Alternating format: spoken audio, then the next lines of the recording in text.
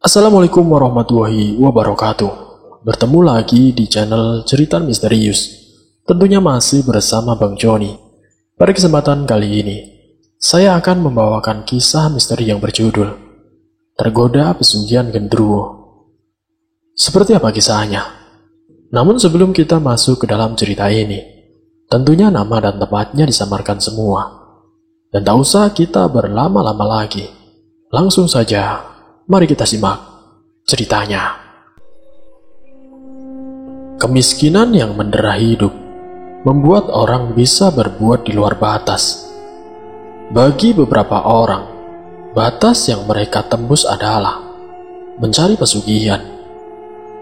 Nah, kali ini ada salah satu narasumber yang akan menceritakan kisah mantan kakak iparnya yang harus menanggung apa yang sudah ia lakukan semasa hidupnya. Di tahun 2010, ada seorang laki-laki yang hidup bersama adiknya di rumah kecilnya. Laki-laki itu kerap disapa dengan panggilan Gani. Ditinggal oleh kedua orang tuanya semenjak ia berusia 17 tahun. Tidak ada saudara maupun tetangga yang kasihan padanya. Setelah tamat SMA, Gani memutuskan untuk segera mencari pekerjaan. Tapi ternyata tidak semudah yang dibayangkan. Sudah kesana kemari dengan membawa surat lamaran kerja, tapi tidak ada yang mau menerimanya. Sementara tabungan yang ia miliki kini semakin menipis. Yang mau tidak mau, Gani harus segera mendapatkan pekerjaan untuk menghidupi dirinya dan juga adiknya yang masih duduk di bangku SMP. Singkat cerita, 2 bulan setelah lulus SMA, akhirnya Gani mendapatkan pekerjaan sebagai pelayan toko sembako yang pendapatannya tidak seberapa. Sampai 1 tahun lebih Gani ikut bekerja dengan bosnya. Namun pendapatan yang ia peroleh tidak mencukupi kebutuhan hidupnya. Yang mau tidak mau, Gani meminjam uang ke rentenir. 1 bulan, 2 bulan tidak terasa. Kini hutangnya semakin menumpuk. Gani hanya bisa menghela nafas panjang. Dia sudah tidak bisa mendengar teriakan para penagih hutang yang setiap hari menyalak di depan rumahnya. Gani sudah hafal kapan waktu mereka akan datang. Jadi dengan sigap, dia akan berlari ke belakang rumah dan bersembunyi di rumah warga yang masih bersimpati padanya. Tentu saja Gani tidak hanya berhutang kepada satu orang. Tetangganya pun tidak luput ia mintai pinjaman.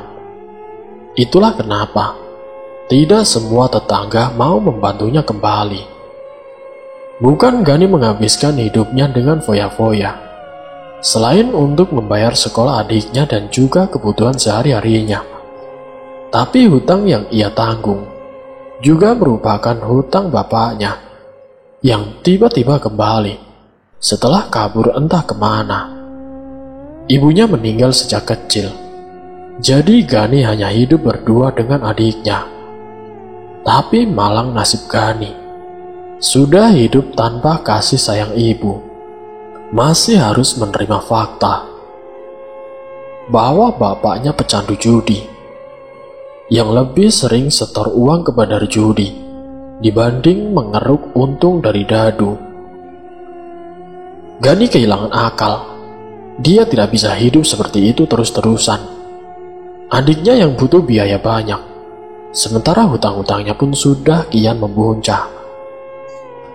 Pekerjaan yang ia lakukan pun tersendat-sendat karena sering kabur-kaburan demi menghindari para penagih hutang. Namun akhirnya Gani telah mantap bahwa dia akan menempuh jalan pesugihan. Jalan itu tentu sudah ia pikirkan sejak lama. Namun memang Gani tidak punya keberanian untuk melawan Tuhan. Tapi sepertinya kali ini dia tidak lagi bisa berpikir dengan jernih. Gani menemui dukun yang ada di desa sebelah. Setelah mengambil simpanan uang yang tersisa, Gani mantap menemui dukun itu. Setibanya di rumah dukun dan Gani pun mengutarakan niatnya.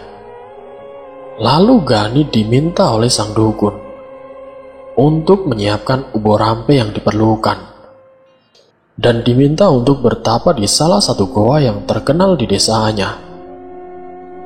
Goa itu memang terkenal sebagai tempat pesugihan. Anggap saja namanya Goa Sugiharto. Dukun itu hanya berpesan kepada Gani, meskipun ini uang gampang, bukan berarti meraihnya jadi mudah. Tapi Gani bersikeras, apapun syarat yang diminta, dia bakal siap. Si dukun pun kembali berkata bahwa masalahnya bukan hanya syarat, tapi keteguhan hati dan juga mental si Gani bakal diuji. Gani mengangguk mantap. Demi kekayaan, pesugihan model apapun bukan masalah bagi Gani. Singkatnya, tepat pada malam Jumat Kliwon, seusai arahan sang dukun, berangkatlah Gani untuk bersemedi semalam suntuk di goa itu. Sesampainya di Goa Sugiharto, Gani merasakan keanehan. Tempat ini begitu terkenal sebagai tempat pesugihan. Kenapa begitu gelap dan sepi? Karena tempat ini memang terkenal, maka Gani tidak akan bertapa sendirian. Banyak para pendatang yang dengan sengaja ke goa itu untuk melakukan ritual pesugihan. Gani pun segera masuk ke goa tersebut. Bau anyir yang menusuk langsung menyambutnya, dan udara lembab pun menyambut si Gani. Dia hampir muntah, tapi bayangan keluar dari jerat hutang mengalahkan inderanya. Gani segera membakar kemenyan dan menyiapkan sesajen sesuai arahan sang dukun. Di sini Gani sempat ragu ketika memulai semedi. Apakah dia benar-benar mau menempuh jalan pesugihan? Tapi keraguan itu segera ia tepis jauh-jauh. Gani begitu kusuk dalam bersemedi dengan merapalkan mantra ajaran sang dukun. Niat menempuh pesugihan sudah sangat kuat. Semedi Gani sepertinya menemui hasil ketika ada suara berat yang memanggil dirinya.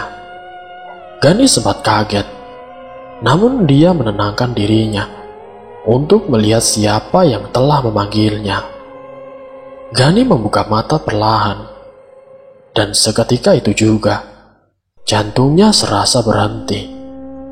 Dia melihat pemandangan paling mengerikan dalam hidupnya, sekaligus menyesali pilihannya karena telah mengambil jalan pesugihan. Gani melihat gendruwo yang sangat-sangat besar tepat di tempat dia bertapa.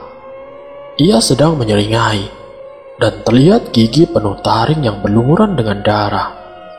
Gendruwo tersebut meraih sesuatu dan lalu menggigitnya. Gani tersadar itu adalah kaki manusia. Belum hilang kekagetan si Gani, gendruwo tersebut mulai bicara. Kalau kamu ingin kaya, aku minta tumbal manusia. Kalau kamu tidak bisa memberi, kamu dan keluargamu yang aku cabik-cabik. Ucap gendruwo dengan garang. Gani yang memang sudah kehasut oleh rayuan setan dan sudah dimutahkan oleh masalah duniawi, Gani pun lantas mengiyakan ucapan makhluk tinggi besar itu. Setelah ritual itu selesai, Gani buru-buru menemui sang dukun. Bagaimana, Mbah? Apa yang harus saya lakukan lagi untuk mendapatkan kekayaan? Tanya si Gani kepada sang dukun. Ritualmu sudah selesai. Kamu hanya tinggal menjalankan persyaratan yang sudah diucapkan oleh sosok gendruwo itu. Setiap tahunnya, kamu harus mencari orang untuk dijadikan tumbal pesugihanmu. Jelas sang dukun. Setelah obrolan itu selesai, Gani pun berpamitan. Tidak butuh waktu lama untuk Gani sampai di rumah. Namun baru sampai di halaman rumahnya, Gani melihat banyak orang yang berada di dalam rumahnya. Betapa terkejutnya saat Gani masuk ke dalam dan melihat adiknya terbujur dengan kaku, dengan mata yang melotot. Namun mengingat dia akan mendapatkan uang dengan jumlah yang banyak, rasa sedih itu seketika telah sirna. Gani tersenyum tipis dengan seringai kebahagiaan. Hari itu juga, jenazah adiknya pun dimakamkan. Uang yang diharapkannya itu pun sudah tercacar di atas tempat tidurnya. Dan semenjak saat itulah, kehidupan Gani berangsur membaik. Dengan uang yang diperoleh dari ritual pesugihan, ia gunakan untuk melunasi semua hutang piutangnya dan lalu merenovasi rumahnya. Namun para tetangga keheranan dengan perubahan si Gani, seorang laki-laki yang banyak hutangnya dan juga hanya bekerja sebagai buruh, tiba-tiba bisa merenovasi rumahnya dan membayar hutang-hutangnya. Nah, dari perubahan itulah Gani bertemu dengan kakak kandungnya, yaitu sang narasumber. Sebut saja namanya adalah Tio. Tio memiliki kakak perempuan bernama Sari.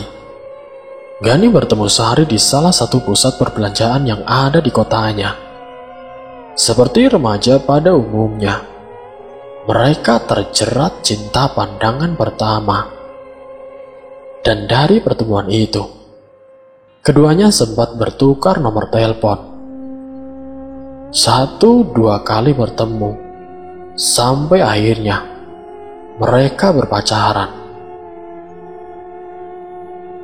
Singkat cerita, Gani pun sudah 3 kali menyerahkan tumbal kepada sosok sesembahannya, yang artinya sudah 3 tahun pula Gani telah melakukan ritual pesugihan. Usaha toko material yang dijalaninya kini sudah sangat besar dan terkenal di kotanya. Rumah yang dimilikinya pun sangat megah. Aset-aset yang dimilikinya pun sudah tersebar kemana-mana. Sudah tidak diragukan lagi kekayaan yang dimiliki oleh Gani. Karena tidak mau berlama-lama lagi dalam menjalin hubungan dengan Sari, di tahun keempat inilah Gani akhirnya menikahi si Sari. Selamat ya kak, akhirnya keinginan kamu menikah sudah terwujud. Semoga bisa langgeng sampai kakek nenek, ujar Tio bahagia sambil memeluk kakak perempuannya. Di kamar itu Tio menemani kakaknya yang baru saja selesai didandani. Dan hari ini adalah pernikahan kakaknya. Ia terlihat cantik memakai gaun pengantin serba putih. Tio sangat yakin kakaknya saat ini pasti sangat bahagia tatkala duduk di pelaminan bersama suaminya. Setahu Tio, Bang Gani juga adalah orang yang baik. Terlebih dia adalah pengusaha sukses yang memiliki toko material yang sangat berkembang di kotanya. Selain itu, kekhawatirannya menjadi nihil ketika dia melamar kakaknya dengan langsung mendatangi ayah dan juga ibunya ke rumah. Pernikahan itu berjalan dengan meriah. Semua tamu undangan tidak henti-hentinya memberi selamat kepada kakaknya. Lagu-lagu cinta terus dikumandangkan. Tio melihat wajah bahagia kakaknya dan orang tuanya di pelaminan dari kejauhan. Namun kebahagiaan itu seakan runtuh begitu saja. Kemegahan pesta pernikahan hingga doa-doa yang menyertai kebahagiaannya hilang ditelan bumi.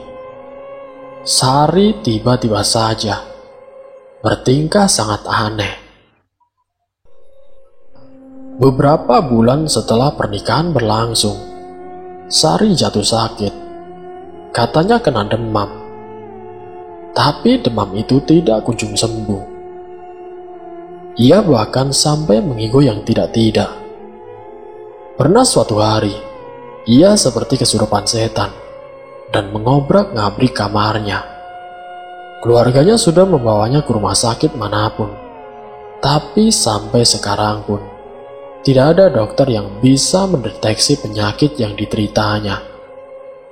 Karena sudah putus asa, orang tuanya pun memanggil tokoh agama untuk menghilangkan apapun yang sedang mengganggu Sari kala itu. Namun mereka juga tidak mampu melawan kekuatan yang ada di tubuh si Sari. Bahkan banyak dari mereka yang justru diganggu dengan kekuatan itu. Ada yang diikuti setiap berjalan di malam hari. Ada pula yang jatuh sakit gara-gara mencoba memberikan kakak pertolongan. Mereka kelimpungan, sudah tidak tahu bagaimana caranya untuk menyembuhkan si Sari kakaknya si Tio. Terlebih kakaknya Tio kini sedang hamil tua.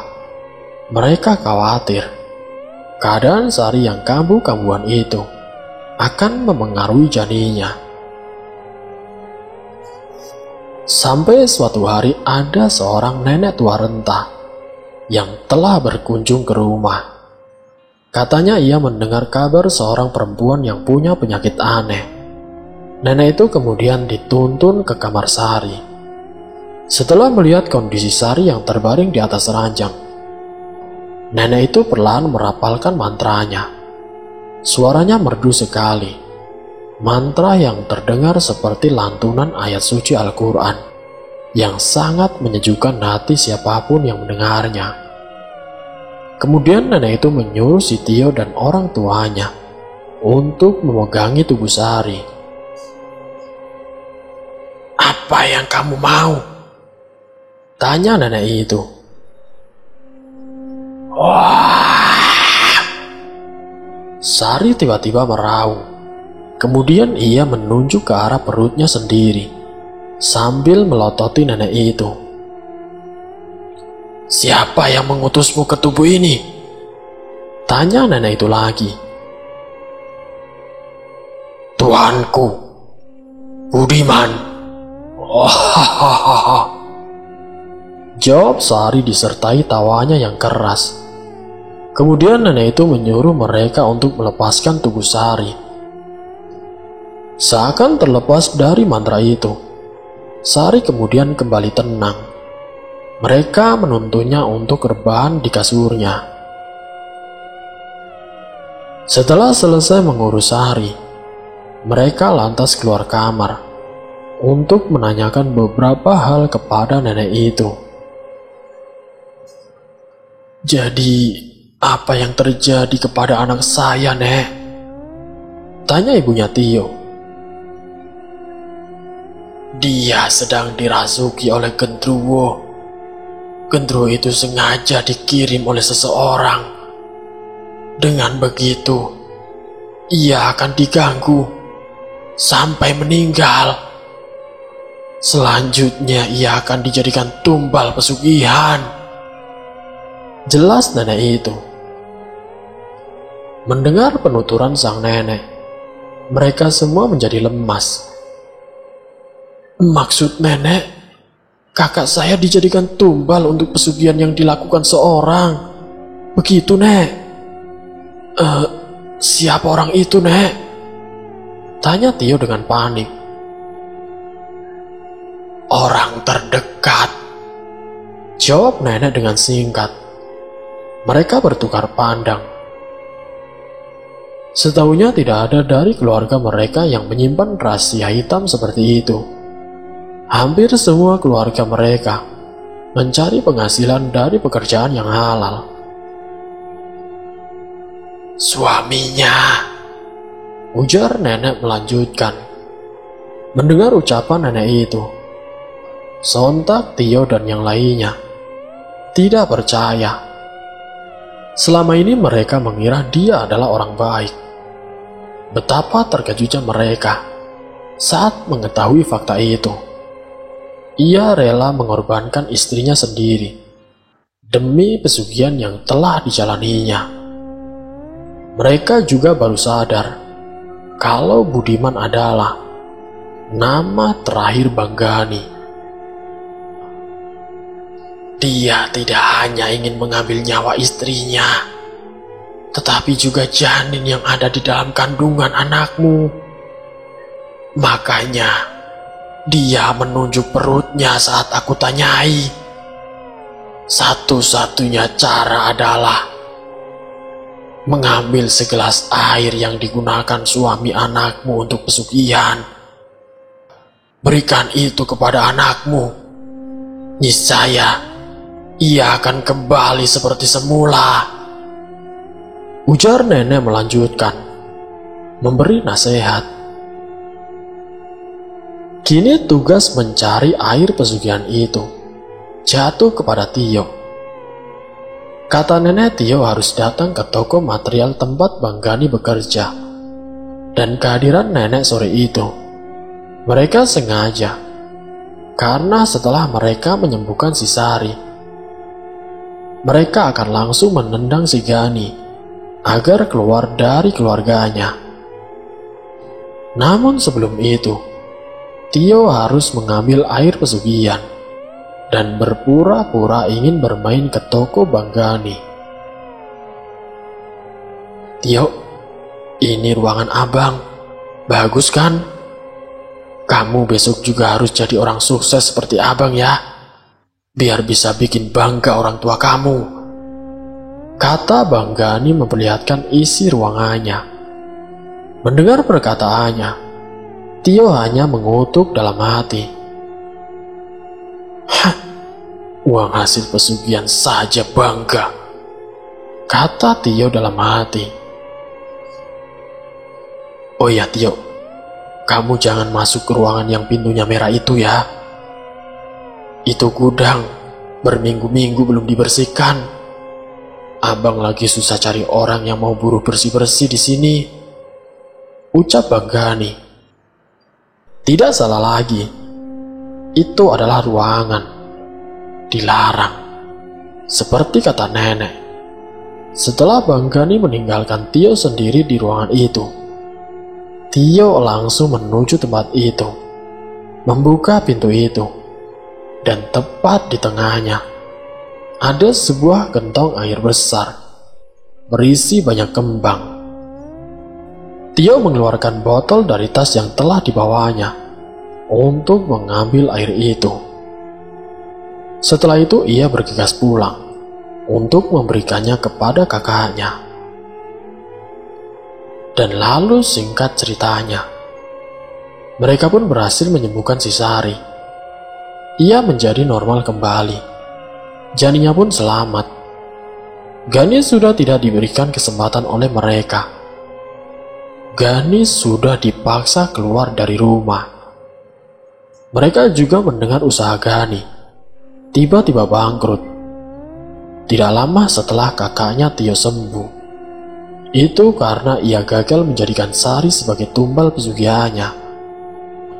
Dan tidak butuh waktu lama bagi Gani untuk meraih kesadarannya dan lari dari gua tersebut. Tawa Gendruwo yang menggema semakin memacu si Gani untuk lari. Dia teringat kata sang dukun, kalau yang ditemui nanti bukanlah demit sembarangan. Si dukun meminta Gani tidak lari. Namun Gani mengabaikannya. Ia memacu motornya dan pergi dari tempat itu, membuang jauh-jauh pikiran tentang pesugihan. Gendruwo tersebut masih tertawa. Dan dengan mudahnya, Gendruwo itu menangkap tubuh Gani, lalu mencabik-cabiknya sebagai tumbal yang sudah dijanjikan di tahun keempat, yang tak lain adalah si Gani sendiri. Dan cerita pun selesai. Semoga dari kisah ini kita dapat mengambil hikmah dan juga pelajarannya. Wassalamualaikum warahmatullahi wabarakatuh.